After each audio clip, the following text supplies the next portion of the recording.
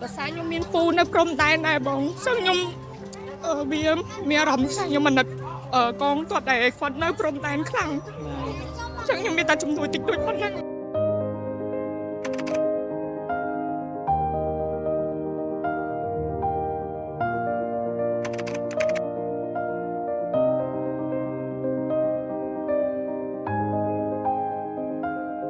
ដែលសារតែខ្ញុំឃើញថាមានជនភៀសសិតយើងច្រើនដែលគាត់ខ្វះខាតកៅអៅល្ងាជាច្រើនបងហើយខ្ញុំក៏មានជាអាវហើយនឹងខោខ្ញុំក៏ជួយជាជំនួយតិចតួចមួយមិត្តភក្តិខ្ញុំអញ្ចឹងណាបងដែលសារខ្ញុំមានឈាមជ័រជាខ្មែរដែរអញ្ចឹងខ្ញុំចង់ជួយអ្វីដែលខ្ញុំអាចជួយទៅបានដែលសារខ្ញុំមានពូនៅព្រំដែនដែរបងซึ่งខ្ញុំ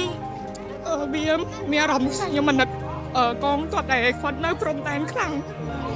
ចឹងខ្ញុំមានតែជំនួយតិចតួចប៉ុណ្ណឹងខ្ញុំសូមអំពាវនាវឲ្យដល់បងប្អូនដែលមានជំនួយតិចតួចក្តីក៏ដោយបងប្អូនអាចមកចូលរួមបានដោយសារតែយើងត្រូវការជំនួយខ្លាំង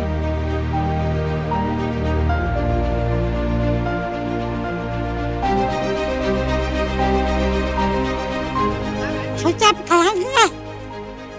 ជួយភាសាអីក៏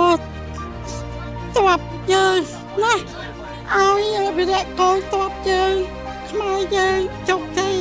ឈ្នះលើអាចោសៀមធ្លាមពេលឲ្យវាអលេសិល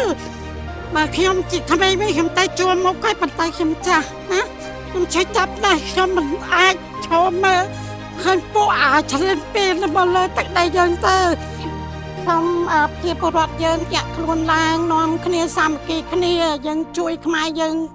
ដូចគ្នាកុំយកពេលឆ្លុះគ្នាធ្វើម៉េចយើងជួយវិរៈកងទ័ពយើងជនភៀសសិតយើងព្រោះយើងខ្មែរដូចគ្នាយើងតស៊ូ